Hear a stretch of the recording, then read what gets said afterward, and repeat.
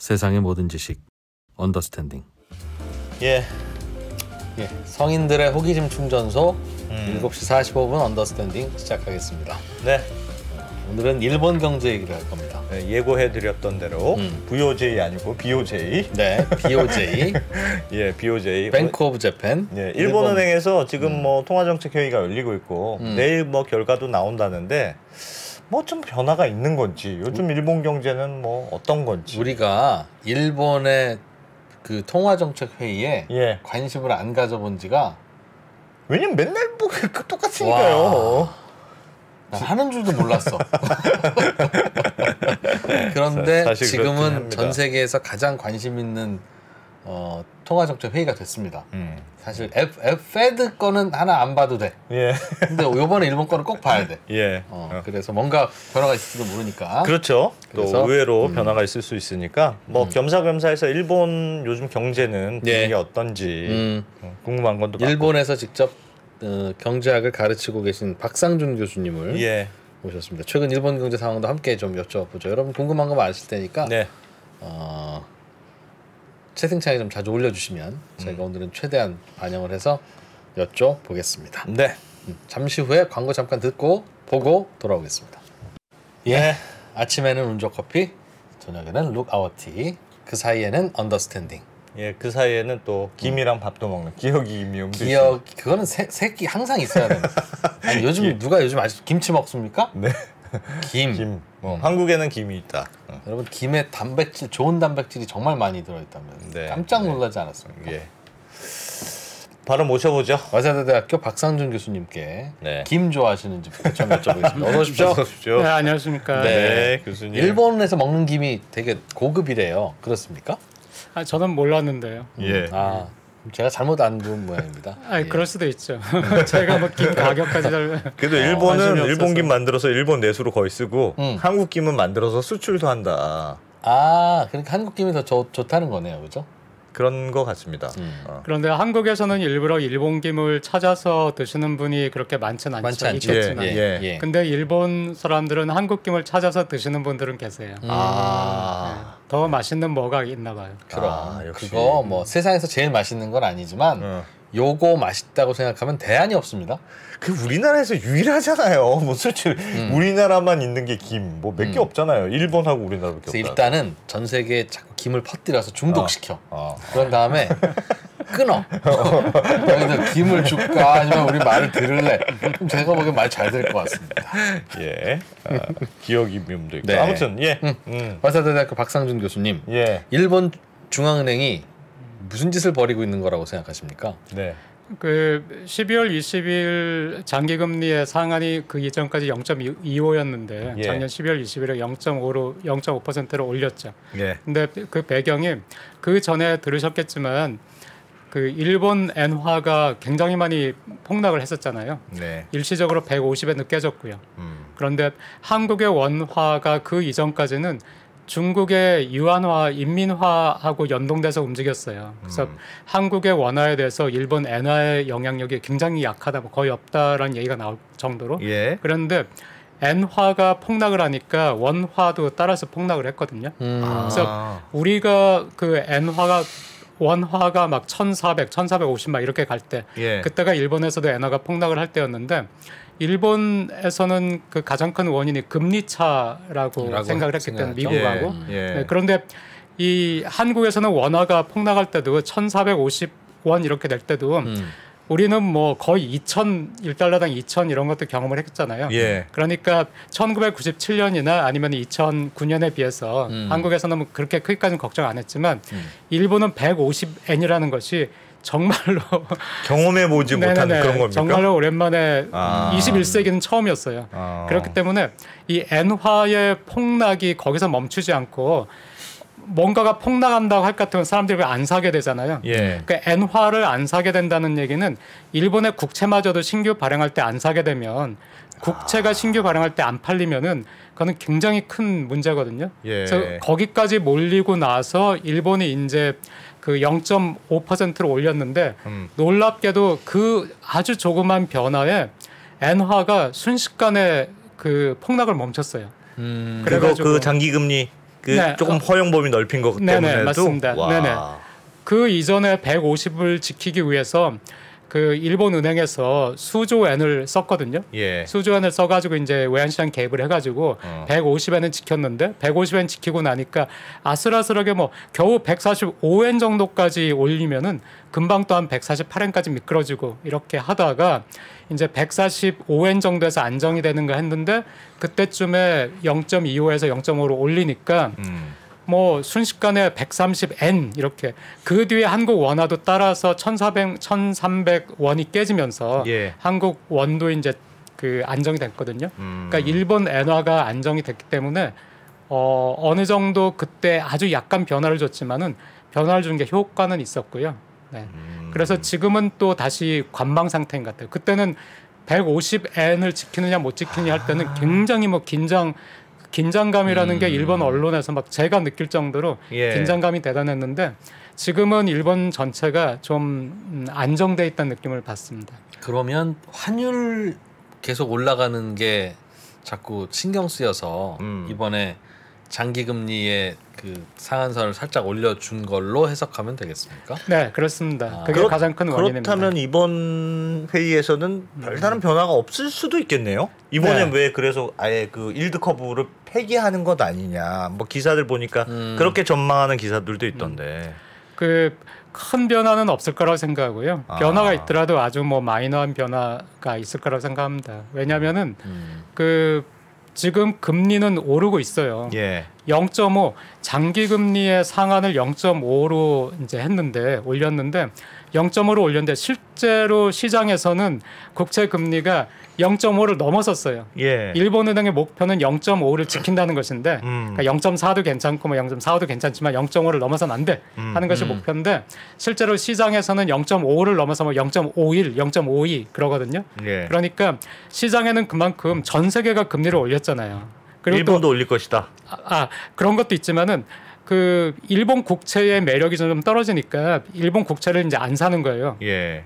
금리가 워낙 낮으니까 이 일본 국채 매력이 떨어지잖아요. 그러니까 예. 안 사니까 국채를 안 사면 어느 채권이든지 안 사면은 가격이 떨어지는 것이고 가격이 떨어지면 그 채권의 금리가 이제 올라가는 것이잖아요. 예. 그렇게 해서 올라가고 있으니까 시장에서의 그 압력은 대단하거든요. 그러니까 일본 은행이 언제까지 0.5도 아니면 단기 금리는 뭐 아직도 더 낮지만은 이걸 언제까지 지킬 수 있을지는 모르겠고 이거를 수용은 해 나갈 텐데 네. 시장에서 그 압력을 수용은 해 나갈 텐데 하지만은 일본의 정부의 재정 상황을 생각한다면은 일본은 최대한 할 수 있는 한 금리를 올리지 않는 게 좋아요.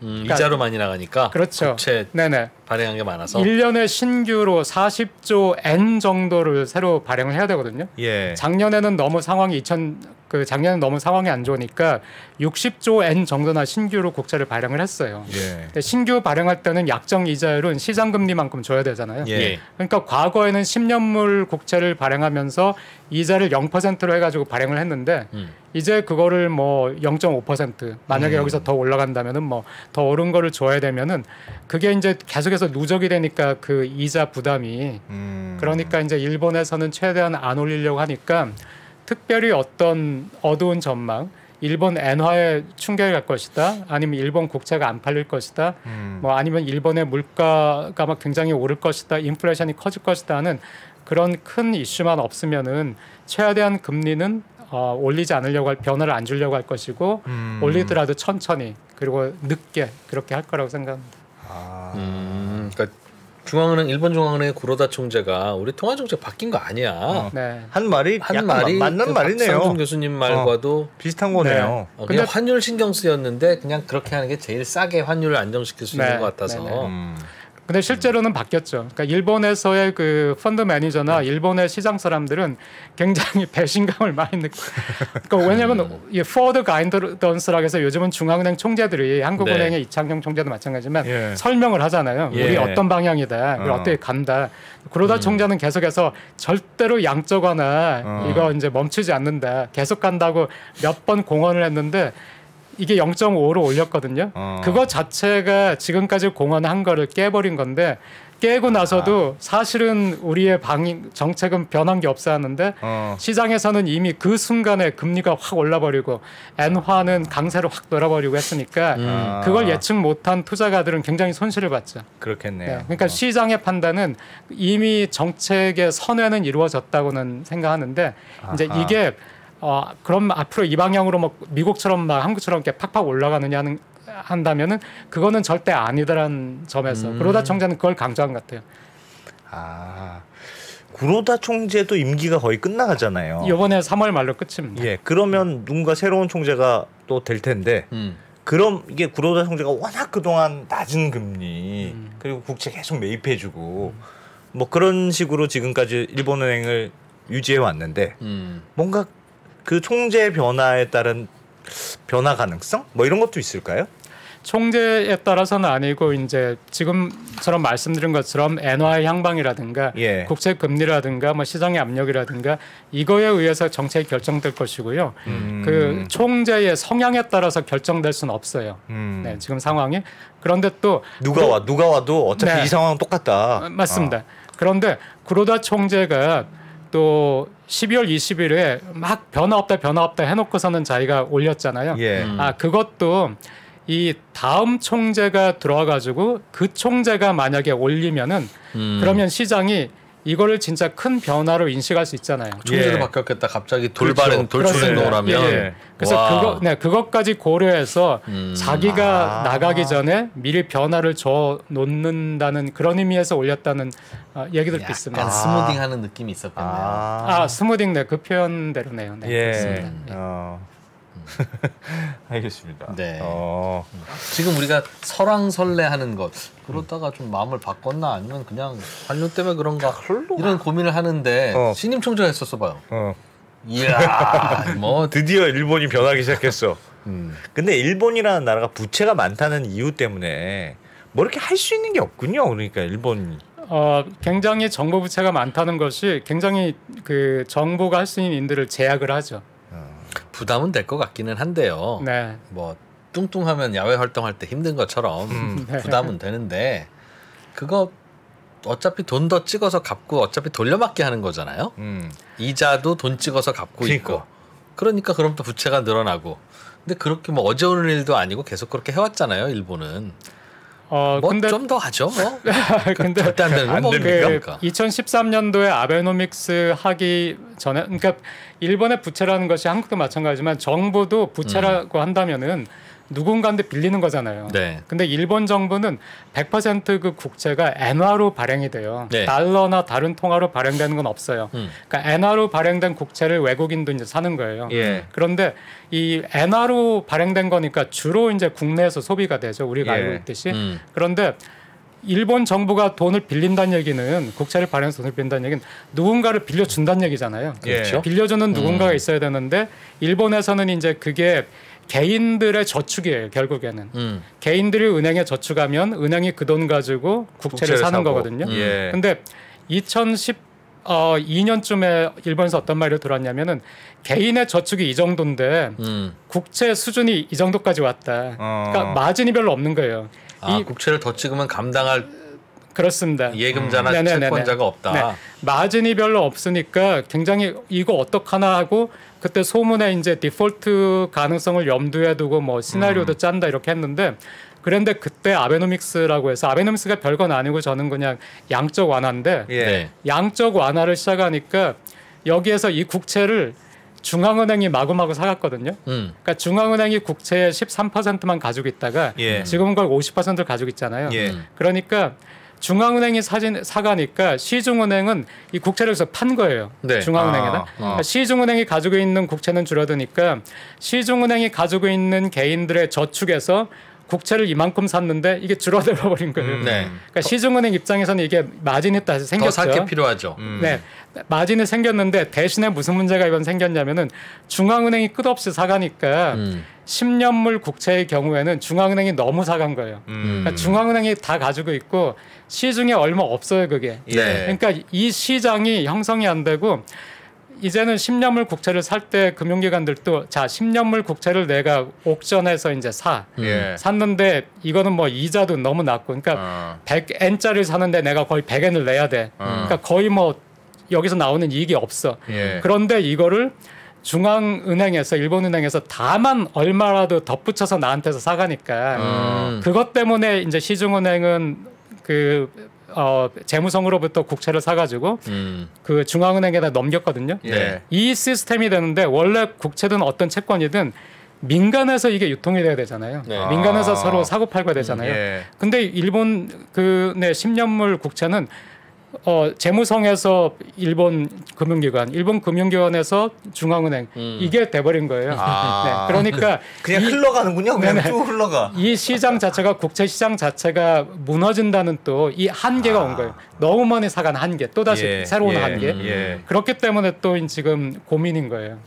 그러면 그렇게 되면 안 사줄 수가 없겠네요. 계속 사줘야 되잖아요. 중앙은행은 끝도 그러니까, 없이. 네, 근데 이제 그 끝도 없이가 원래의 이론적으로 양적 완화라는 게 끝도 없인데 이게 결국에는 여기까지 오니까 끝도 없이가 안 되니까 그러니까 지금 말씀하신 것처럼 계속 돈 찍어서 계속 사주면 좋은데 이게 그렇게 되면 채권 시장도 무너질 것 같으니까 지금 이제 고민인 거죠.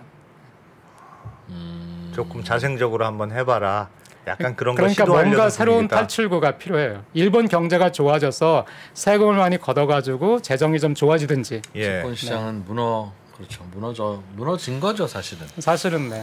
정부가 발행한 채권을 아무도 안 사고 그냥 은행들이 사서 넘겨줘. 왜 사? 물어보면 몰라 당근마켓에 내놓으면 조금이라도 마진이 생겨. 나도 왜 사는지 모르겠어. 지금 이러고 돌아가는 거니까 이미 시장 망하는 거죠 사실은. 아니 그러니까 그러면 교수님 예를 들면 금리를 내릴 수도 없어. 부채가 많아서 채권 발행도 시장도 망가졌어. 그러면 일본 정부나 일본 중앙은행 입장에서 할 수 있는 게 별로 없잖아요. 그러니까 지금 하고 있는 정도는 계속해서 할 수 있어요. 지금 요 수준에서는. 근데 이제 여기서 크게 어떻게 큰 변화를 주거나 크게 또 어떤 액션을 하거나 새로 뭐 뒤바꾸거나 환경을 그거가 굉장히 어렵죠. 일본은 뭐 좀 쉽지 않겠네요. 네. 그런데 또 일본 전체를 본다면 일본의 정부를 보면은 굉장히 안타까워요. 그래서 제가 일본 그 학생들한테 강의할 때 너네 정부한테 막 그렇게 계속 요구하는데 너네 정부 사실은 세계에서 제일 가난한 정부다. 전 세계에서 제일 빚이 많아. 그러니까 어떻게 옴짝달싹하기 힘든 정부니까. 그런데 일본 가계 너네는 전 세계에서 가장 부유한 가계야. 그러니까 너네가 도와주는 수밖에 없어. 이렇게 농담처럼 얘기를 하거든요. 그러니까 일본 정부는 굉장히 어려운데 우리가 이 얘기에서 멈추면은 일본이라는 경제 자체가 막 거의 망가진 것 같아요. 근데 일본이라는 큰 경제 안에서 강한 점과 약한 점, 장점과 단점이 있다면 정부 부채는 굉장한 약점이고 단점이거든요. 근데 또 그거하고 달리 일본 경제를 지탱하는 것들도 또 있어요. 장점이랄까 강점이라는 것들이. 그래서 일본 경제가 또 무너지지 않고 버텨나가는 것 같아요. 그 장점이 뭐예요? 어떤 겁니까? 그 장점이 고용이죠. 가장 큰 것이. 고용? 고용. 네네. 고용이 무슨 얼마나 매우 좋아서 실업률이 낮아서? 네네. 그 실업률이 낮은 것도 중요하지만 실업률은 아시다시피 일하려고 하는 사람 중에서 잡을 못 가진 사람들을 얘기하는 거잖아요. 근데 그것 말고 고용률이라는 거는 이 연령대에서 예를 들어 20대다 하면 20대에서 전체 인구수 중에서 몇 명이나 고용이 돼 있느냐 하는 것이기 때문에 저는 실업률보다 늘 고용률을 보거든요. 근데 일본이 고용률이 계속 올라갔어요. 지난 10년간. 적극적으로 인력을 뽑고 있다. 네. 그리고 또 고용률 인구가 줄어드니까 고용자 수만 유지돼도 인구가 줄어드니까 고용률은 올라가잖아. 이렇게 얘기할 수 있지만은 수를 카운트해도 정규직의 수하고 비정규직의 수가 전부 다 많이 늘었어요. 일자리가. 네네네. 그건 왜 그렇습니까? 일본의 기업들이 상황이 그렇게 뭐 딱히 좋은 건 아니잖아요. 네, 그게 일본 기업들이 1990년대 말하고 2000년대 초에 많이 망했어요. 그 우리가 뭐 들어보면 야마이치 증권이라든가 97년에 망한 거, 97년부터 2001년까지가 많이 망했고요. 그 뒤에 다시 한번 또 2009년, 10년, 11년 그때 이제 리만샥도 있었고 동일본 대지진도 있었고 한참 안 좋을 때 그때도 많이 망했거든요. 그리고 실적도 되게 안 좋았어요. 그러니까 도요타나 소니 같은 경우에도 사상 최악의 실적이라는 게 2008년에서 한 12년 사이 예. 그때 도요타 소니도 사상 최악의 실적이었고요. 그런 상황이었는데 일본에서 망할 기업 망하고 이러다 보니까 2010년대에 들어가지고 기업들의 실적이 회복이 된 거예요. 그리고 그때 또 일본이 이제 엔저가 왔잖아요. 그 전에 막 1달러당 77엔까지 가는 엄청난 엔고가 있었다가 그 엔고가 이제 일시에 뭐 80엔, 90엔 되더니 나중에 뭐 120엔 막 125엔까지 가는 엔저가 있었는데 엔저는 확실하게 기업의 실적에는 도움이 돼요. 그렇겠죠. 네, 엔저가 올 때마다 실적이 도움이 됐어요. 그래서 기업들이 그 혁신을 2010년대 많이 하기도 했고요. 또 엔저가 있어가지고 실적이 많이 개선이 되니까 고용을 많이 하기도 했고요. 또 일본 사회는 이제 1990년대 또 2000년에서 2010년도 잃어버린 그 20년 있었고요. 그 잃어버린 20년 동안에는 처음에는 종신고용이라든가 연공서열제라든가 90년에 버블이 붕괴됐지만 일본이 그걸 지키려고 했다가 안 되니까 나중에는 이제 효율적으로 해야 된다고 해서 또 다 끊었다가 그랬는데 막 실업률이 청년 실업도 막 10% 가까이 올라가고 취업 빙하기라고 하고 막 히키코모리 생기고 막 그렇게 어렵게 되니까 그 뒤에는 이제 일본 사회가 지난 10년 정도는 와 고용이 진짜 중요하다. 또 개인에게도 중요하지만은 그러니까 일본 데이터를 보면은 그 기업 실적이 나쁘고 부도가 많을 때 고용도 나빴고요. 실업률도 높았고 그때 또 자살률도 높아요. 그러니까 그때 이제 사회도 되게 불안정하게 되는 거예요. 그런데 그런 걸 겪으면서 또 정부도 지금 재정이 굉장히 안 좋잖아요. 어떻게 해서든지 연금이든 보험료든 뭐든지 정부든 덜 내고 싶잖아요. 더 많이 또 세금을 가져가고 싶고. 근데 이것도 고용이잖아요. 고용이 잘 돼야 정부가 실업보험도 적게 주는 것이고 또 세금도 많이 걸어가는 것이니까 정부도 뭐 어떻게 해서든지 고용을 늘리고 싶고 또 개인들도 이제 정부에 기댈 수가 없으니까 연금 잡고 깎인다 하고 어떻게든 자리를 잡고 싶고 기업들도 20년을 경험해 봤더니 효율적으로 한다고 해서 마구마구 잘랐는데 나중에는 또 막 실적 올라가고 막 이 이노베이션 하고 막 하려고 하는데 그때 되니까 또 인재가 부족한 현상이 또 발생하는 거예요. 그러니까 기업도 인재를 양성하는 게 굉장히 중요하고 인재 관리라는 것도 기업한테 굉장히 중요하구나 느끼고 노동조합도 임금 올리려고 하다가 좌일도 한번 망했었고 뭐 샤프도 날라가고 뭐 싸녀도 날라가고 도시바도 한번 어렵고 뭐 소니도 뭐 대규모 정리하고 나오니까 이거 기업 망하게 되면은 뭐 다 소용없다. 그러니까 노동조합도 임금 올리거나 하는 게 아니라 무조건 고용 유지가 최고 그거예요. 그러니까 다 그냥 뭐 시어머니 며느리 뭐 다 그러니까 의견이 일치된 거예요. 일본 사회에서는. 고용으로? 네네네 고용. 그러니까 고용은 굉장히 일본 사회가 지금도 늘리려고 하고 지키려고 하고 그래서 이제 여성의 고용도 어떻게든 늘려야 된다. 또 그 고령층이죠. 65세 이상 일본은 정년퇴직이 65세인데 65세가 되더라도 정년퇴직이 돼도 그 다음에 5년간 70세까지는 고용을 유지할 의무가 있어요 기업에. 그러니까 본인이 65세 정년퇴직하는 분이 나 계속 일하고 싶어라고 하면은 이 사람을 계약직으로 놔두든지 뭐로 놔두든지 어쨌든 자기네 회사에서 고용은 해야 돼요. 70까지. 근데 교수님 그러면 그러니까 사회적 합의가 있고 정부 입장에서 사회 전체적으로 고용이 중요한 건 일본사에서 동의가 될 텐데 기업 입장에서 고용을 늘리는 게 도움이 됩니까? 그거는 냉정하게 생각해야 돼. 또 한 번 고용하면 말씀하셨던 대로 그냥 중간에 자르지도 못하고 끝까지 가야 되는데 고용하라고 법으로 만들어서 고용이 잘 되면 세상에 고용 못 만들 나라가 어디 있습니까? 법을 만들지. 근데 그런 식으로 그 생산성 떨어지는 분들에게 과도한 임금을 줘가면서 고용을 강요하면 그 기업이 만드는 서비스와 제품이 경쟁력이 있을 리가 없고 그러면 사람들이 지갑을 안 열니까 2개 팔릴 것도 안 팔리고 그럼 있는 직원들도 잘리고 그래서 기업 문 닫아지는 게 그게 그 악순환인데 그러니까 기업이 어떻게 유지가 돼요? 어떻게 되는지 모르겠어요. 굉장히 정말 중요한 포인트예요. 그러니까 당연히 그렇게 되죠. 그러니까 그런 것들이 일본 사회의 또 약점이 되기도 해요. 예. 약점이 되기도 하는데 두 가지를 말씀드리고 싶은데요. 한 가지는 뉴스에서 보셨는지 모르겠지만 일본에서 그 기업들이 올해 임금을 올리려고 한다. 예. 그 경단련에서 작년 10월에 우리나라 정경련 같은 것이잖아요. 네. 그래서 회원사들에게 한 5% 정도를 목표로 해서 올해 임금을 올려달라 하는 거를 이제 그 요청을 했고 예. 또 정부에서도 임금 좀 올려달라고 이제 하고 있고 예. 그래서 올해 이제 여기서 뭐 얼마 올렸다 저기서 얼마 올렸다 얘가 나오잖아요. 예. 근데 이것도 되게 이상하게 들리잖아요. 기업들의 모임인 경단련에서 우리 회원사들한테 임금을 올려달라. 네네.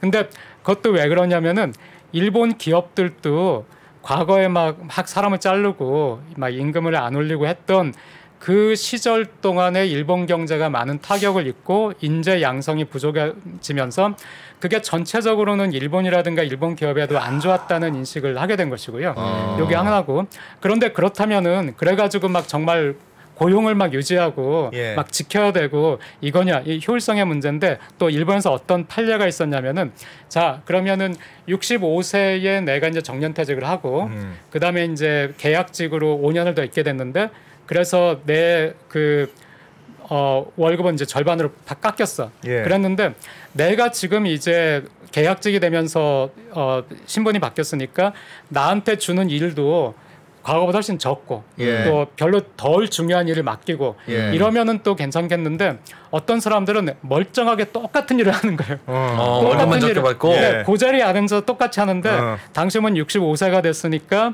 이제 계약직으로 바뀌면 돼. 예. 그리고 이제 월급은 한 60%만 주겠습니다. 하니까 기업 경쟁력이 엄청 좋아지겠군요. 그래서 소송을 했어요. 예. 이 사람이 예.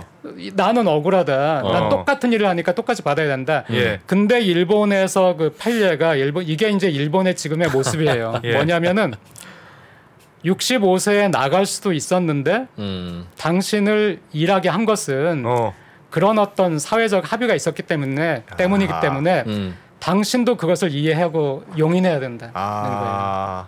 그러니까 그만큼 일본은 잃어버린 20년을 통해서 예. 너무 쓰라리게 이 경험을 했고 예. 지금도 이제 사람으로 치면 60이 된 어떤 그런 느낌이 제 느낌이 활기가 없고 사회 전체가 별로 이렇게 막 비전도 없어 보이고 이렇거든요. 예. 그러니까 이렇게 늙은 사회가 되기까지 계속 막 병을 앓았다가 나았다가 막 그 희망이 있는 듯 보였다가 또 없어지고 막 이걸 겪었기 때문에 예. 지금은 일본 사회에서는 생존이라는 게 굉장히 그 일본 사람들이 가지고 있는 어떤 화두라고 할까요? 생존.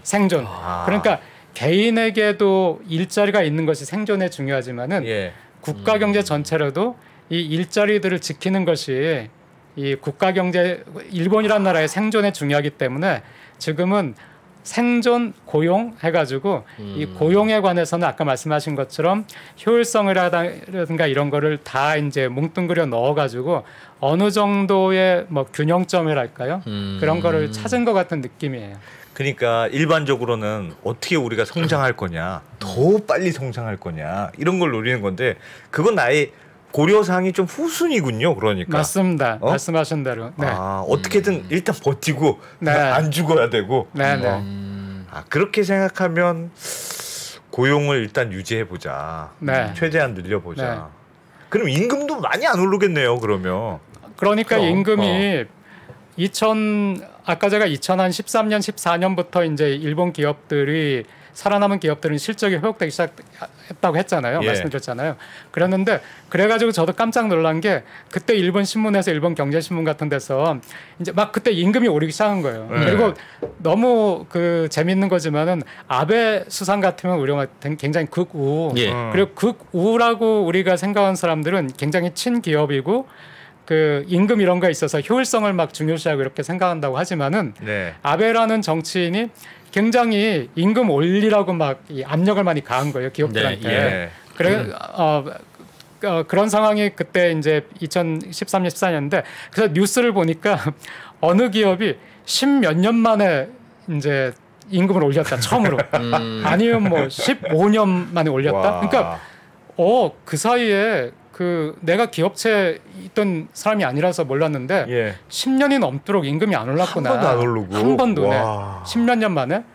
그랬는데 그 뒤에 이제 2013년부터 이제 좀 오르다가 네, 좀 올랐어요. 그래서 사실은 일본에서 임금 데이터를 보면은 그 평균 임금은 피크가 90한 6년 7년이었는데 그때가 이제 버블이 끝난 거는 90년 91년이지만은 부자 망해도 몇 년 간다고 그 임금이 한 96, 7년까지 오른 거예요. 근데 그때부터는 정말 경제가 나빠졌기 때문에 임금이 떨어졌어요. 뚝 떨어졌다가 이제 2013년 정도부터 임금이 다시 회복이 2019년 정도까지 회복이 됐는데 2019년도에 회복된 그 임금도 1997년의 임금보다는 낮아요. 절대수가.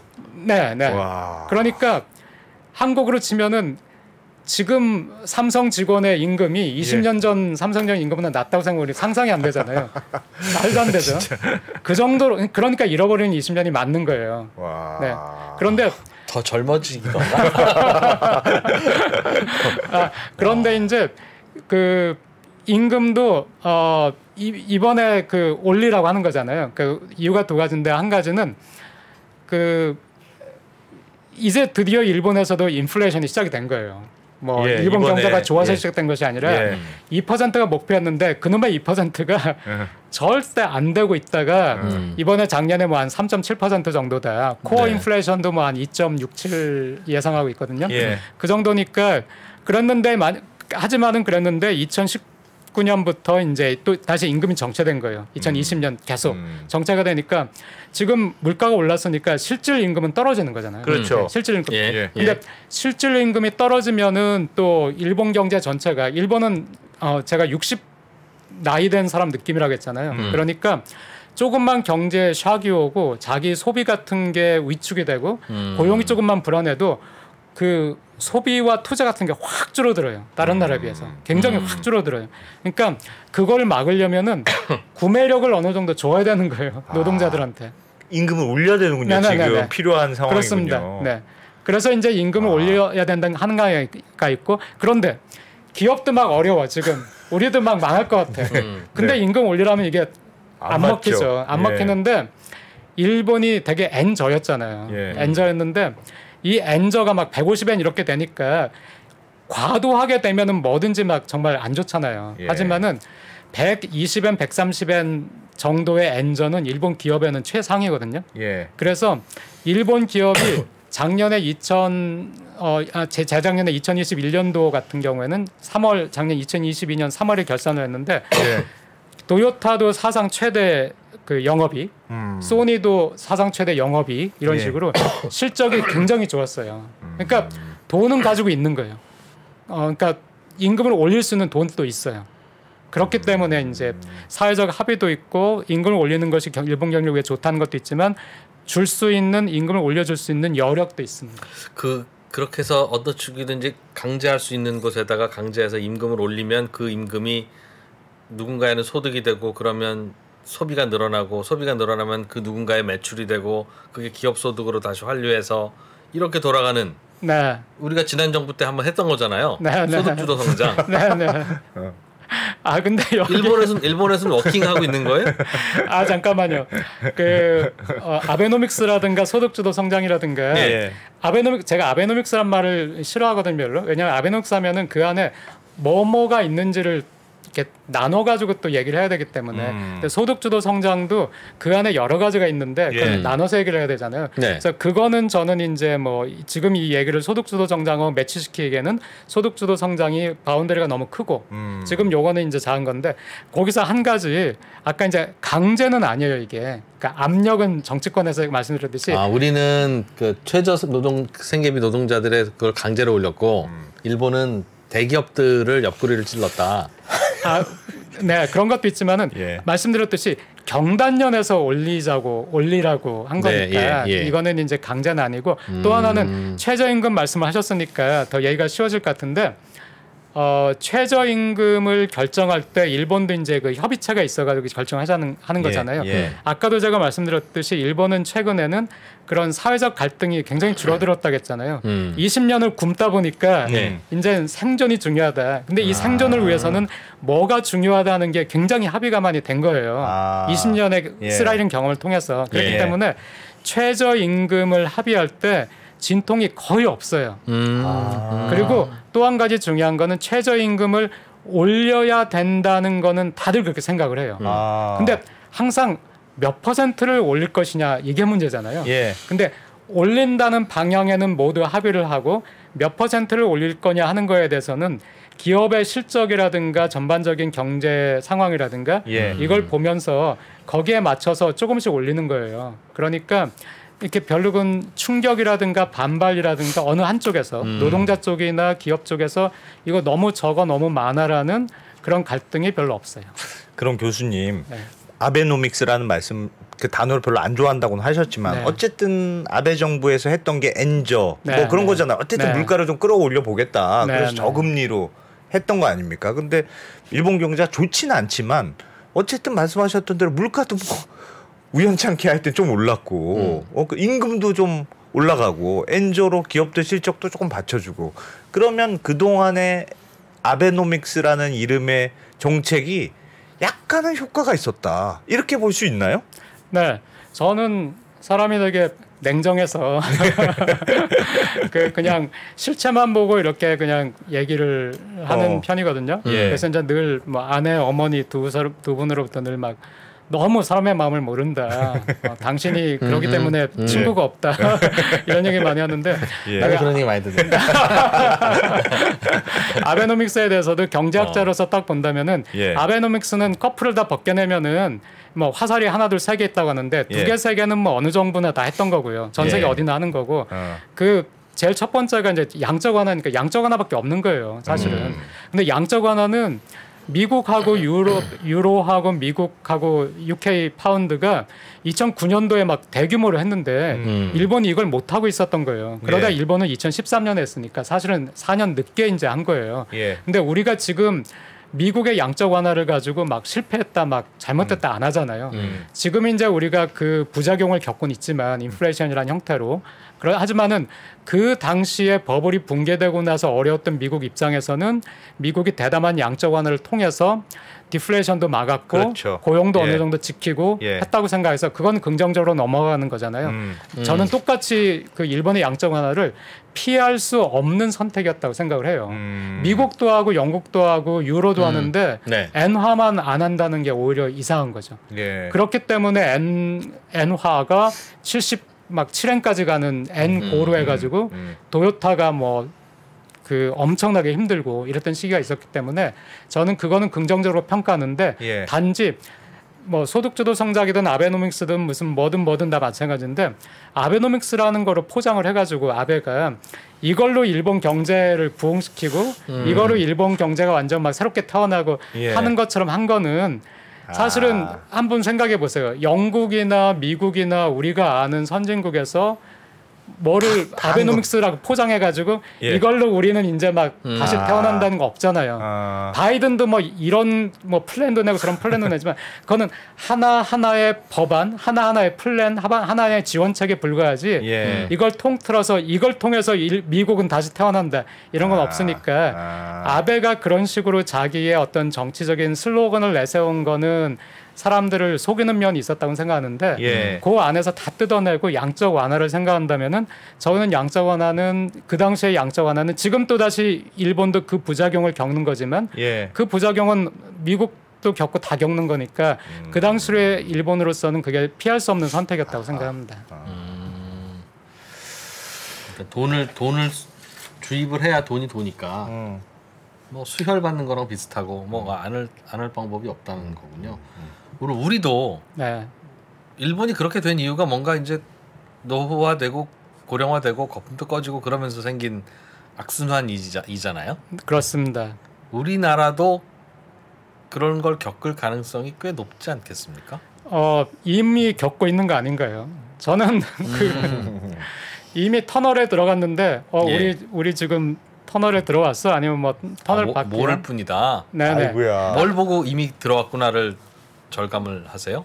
일단 버블이 끝났고요. 그러니까 부동산 그렇게 올라서는 안 되는데 잘못해서 올랐고 그걸로 이제 끝났고요. 그 다음에 인구가 지금 이제 감소를 하고 있고요. 그 다음에 초고령 사회에 올해 아니면 내년에 초고령 사회에 진입을 하고요. 근데 초고령 사회에 진입을 하는데 연금 개혁이 안 돼 있고요.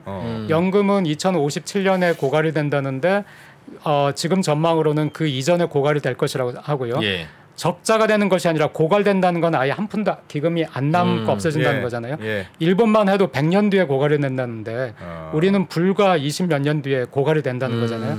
그러니까 굉장히 지금 거기에다가 지금 이 코로나 때문에 우리가 막 이 외부 활동이 적어 그렇지 지금 대학교 4학년들을 한번 보세요. 주변에 있으면은 취업이 너무너무 힘들어요. 지금 대학교 4학년이.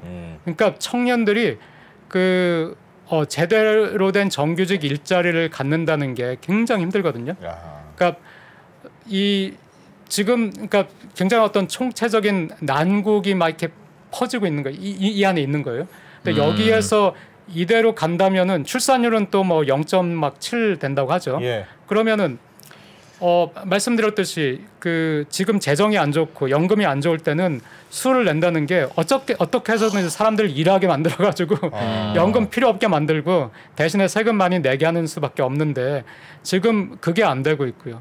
또 노동 시간도 OECD에서 우리는 일본 OECD 평균보다 낮게 이미 됐는데 그리고도 계속 노동 시간을 단축하고 있는데 우리는 OECD 평균보다도 노동 시간이 아직도 길거든요. 그리고 또 일본도 굉장히 안 좋은 시절에 자살률이 가장 높았는데 지금 한국이 자살률이 일본이 가장 높았던 시절의 자살률보다도 지금 한국의 자살률이 더 높아요. 그러니까 그리고 또 이제 제가 또 한 가지 그러니까 제가 이제 늘 말씀드리는 건데 여기 두 분도 마찬가지고 아마 이 3% 많이 보시는 분들도 마찬가지일 수도 있는데 어쩌면 우리는 한국 사회에 굉장히 어떤 한 단면만 볼지도 몰라요. 뭐냐면은 두 분도 경제적으로 크게 큰 어려움이 없으시지 않을까 싶어요. 두 분의 주변 친구들도 그럴 것 같아요. 그리고 두 분도 서울에 사실 것이고, 저도 이제 대학 교수니까 안정적인 월급과 직장을 가지고 있죠. 그러니까 제 주위의 친구라든가 제 자녀의 친구라든가 해도 별로 그렇게 어렵지 않은 것 같아요. 하지만은 한국 사회에서 대기업의 실제로 통계를 보면은 대기업에 일하는 사람들은 전체 고용인의 10% 정도밖에 안 돼요. 일본이라든가 25%인데 그런데 또 대기업과 중소기업의 임금 격차는 뭐 선진국에 비해서 또 굉장히 많이 나요. 그러니까 이 한국 사회에서는 우리 눈에 정책 결정자라든가 오피니언 소위 말하는 오피니언 리더들이라고 하는 사람들 그 사람들이 보지 못하는 곳에서는 굉장히 열악한 환경도 있다는 얘기거든요. 그런 상황 속에서 지금 우리가 막 저출산이라든가 막 이런 터널로 들어가면은 거기서 일본도 마찬가지지만은 이 사회적으로 경제적으로 약한 사람들이 더 고통을 받게 되거든요.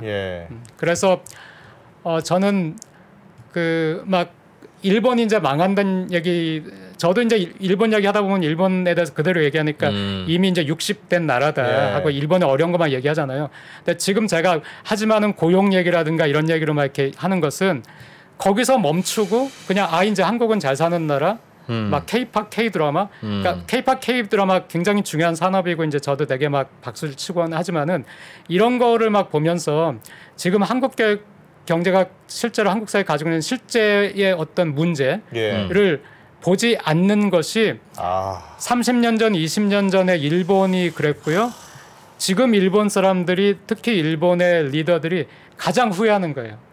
그 사람들의 회고록을 보면 항상 30년 전에 왜 이렇게 안 했을까? 20년 전에 왜 이렇게 안 했을까? 하는 것들을 많이 보거든요. 예를 들면 뭘 안 했는 걸로. 그러니까 기업 같은 경우에는 그 굉장히 이거는 이제 한국의 좋은 점인데 그 기업가들의 회고에서는 일본이 한참 잘 나갈 때에 그것만 생각하고 그 시스템을 계속 유지를 하면서 새롭게 막 미국이 이런 걸 한다, 막 한국이 이런 걸 한다 해도 우리 일본을 뭐 이길 수 있나 생각하고 그것만 계속 가졌던 거. 그리고 또 고용이 이렇게까지 중요한 줄을 생각 못하고 네, 고용에 대해서는 별로 신경 안 쓰고 막 효율적으로 무조건 기업이 어쨌든 이익만 많이 내면은 그럼 좋아진다고 해가지고 막 그렇게 했는데 고용이 무너지니까 그것도 안 되더라 하는 그런 것들을 많이 그리고 또 임금을 올려야 된다는 것도 임금을 여건이 안 되면 안 올리는 게 맞지만은 임금보다 고용이 더 중요하지만은 그 일본에서 출산율이 굉장히 낮아졌던 이유 중에 이유를 고용에 대한 불안, 또 노후에 대한 불안, 그 경제적인 불안 이걸 많이 얘기를 하고 또 노동 시간이 길기 때문에 여성들이 또 그 사회활동을 엄마들이 하기가 어려운 거, 또 여성의 경력 단절이 있는 거 이런 것들을 하거든요. 그러니까 그래서 여성의 경력 단절 문제라든가 노동 시간을 단축시킨 문제라든가 육아 휴직이라든가 하는 것들도 더 일찍, 그러니까 애를 낳으세요 하고 뭐 보조금을 찔끔찔끔 일본에서 줬는데 그게 아니고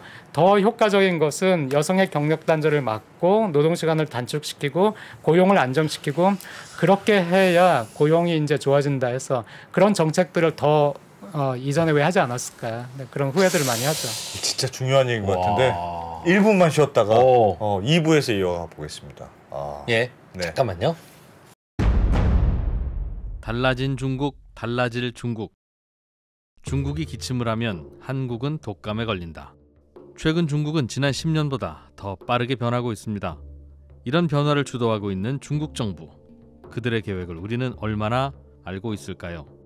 중국의 정책을 제대로 이해하기 위해 만든 언더스탠딩 특강 시리즈 달라진 중국, 달라질 중국. 중국 전문가 이철 박사의 강연으로 만나보시죠. 지금 바로 영상 아래 링크를 확인하세요.